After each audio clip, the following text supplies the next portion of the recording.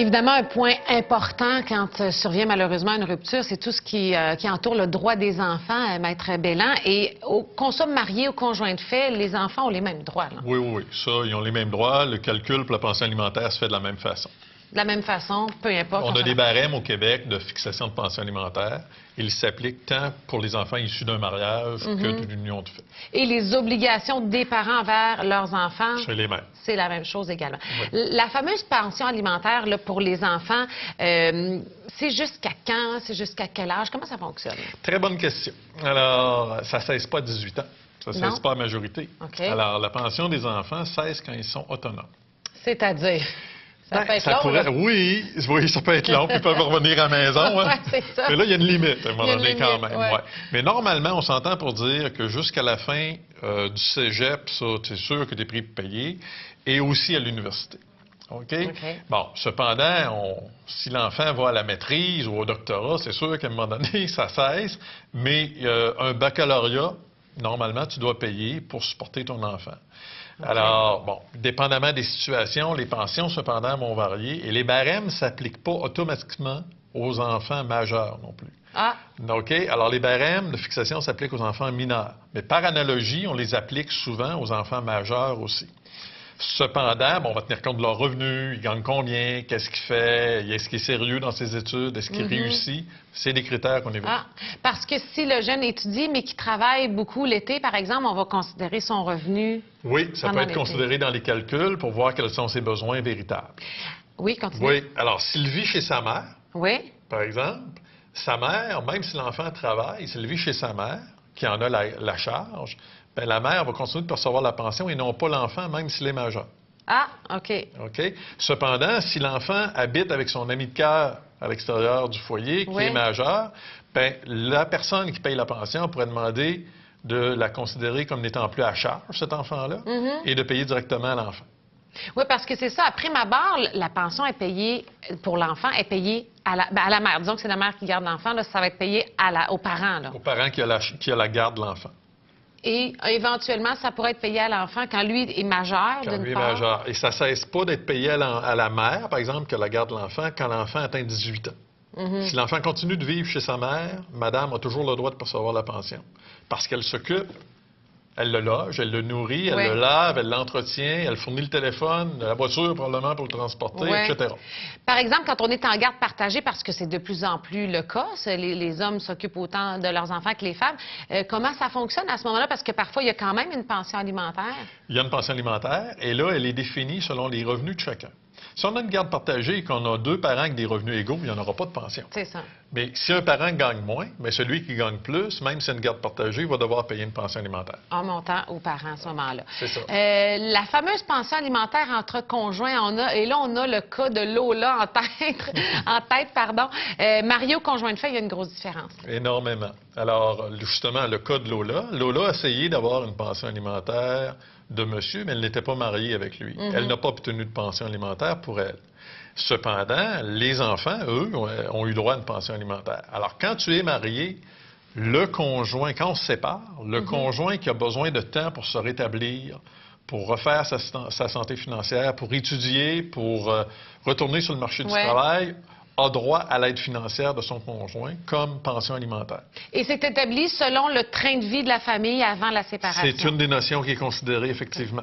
Donc, quand on est marié, ça protège la personne qui décide de rester à la maison, par exemple, pendant quelques années. Ça, c'est certain.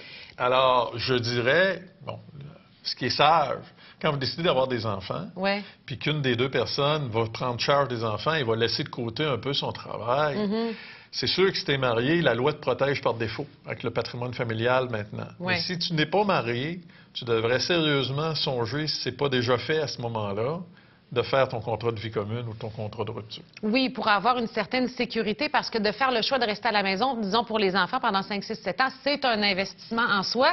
Et pendant ce temps-là, on ne gagne pas de sous, puis on peut se retrouver à la rue, entre guillemets, si on n'a pas un bon contrat. J'ai un cas en tête que j'ai eu déjà, une femme, des gens qui arrivent d'Europe. Monsieur est directeur d'usine, madame est médecin. Et finalement, elle ne travaille pas ou ne va pas étudier ici au Québec parce qu'elle s'occupe des enfants. Ils se séparent une dizaine d'années plus tard. Madame, là, le cheminement pour obtenir son droit de pratiquer la médecine au Québec, là, elle ne l'avait pas enclenché du tout. Alors, elle, on a beaucoup travaillé sur le maintien du niveau de vie pour obtenir une pension alimentaire en ce qui la concerne. Elle était mariée. Elle était mariée. C'est ça. Mais pas, si elle avait été conjointe de fait, vous auriez rien à faire. Là. Il n'y avait rien à faire. Donc, de là, l'importance de ce fameux contrat-là. Et le droit à l'héritage, quand la personne meurt, d'une part, est-ce que la personne qui recevait une pension alimentaire, est-ce que ça s'arrête? Comment ça fonctionne? OK. Alors, il y a deux notions dans l'héritage. Alors, l'héritage, si tu es marié, évidemment, ton conjoint va hériter d'une partie avec tes enfants, tout ça, d'une partie de ta succession. Si tu es conjoint de fait, il n'y a droit à rien si tu ne l'as pas mis sur ton testament. Oui. Tu as beau avoir vécu avec 10 ans, tu as beau avoir eu des enfants avec, si tu ne le mets pas sur ton testament, il n'a droit à rien. Il est un étranger.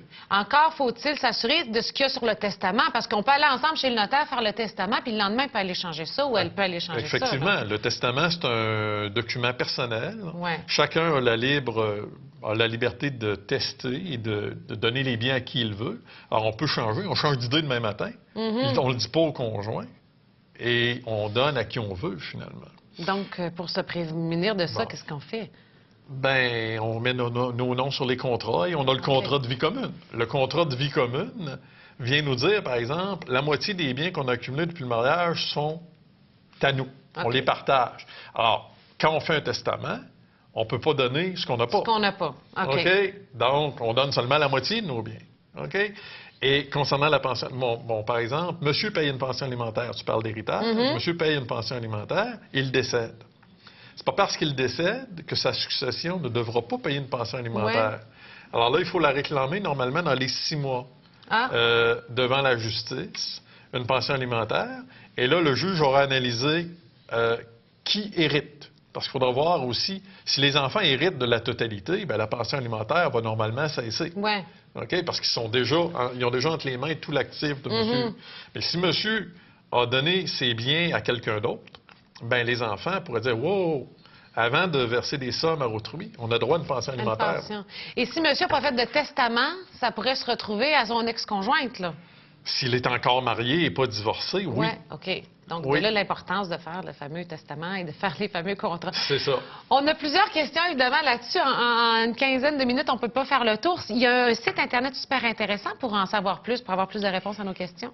Oui. Alors, bien, il y a plusieurs sites Internet. Nous, on a formé on a une compagnie qui s'appelle Accès Assistance Juridique Québec, où on donne des renseignements de base et des tarifs en ligne pour aider les gens à avoir accès à la justice, finalement. Oui. Mais vous avez des sites gouvernementaux, vous avez le site du Barreau du Québec, vous avez un service de référence au Barreau du Québec. Vous avez Éducalois. Alors, il y a plusieurs ressources. Merci beaucoup, Maître Belland. Ça fait plaisir. On va faire une courte pause et au retour, on va parler avec Lise Bilodeau de l'Action des nouvelles conjointes qui va nous en parler d'histoire de pension alimentaire quand on devient la nouvelle conjointe de quelqu'un de divorcé. À tout de suite.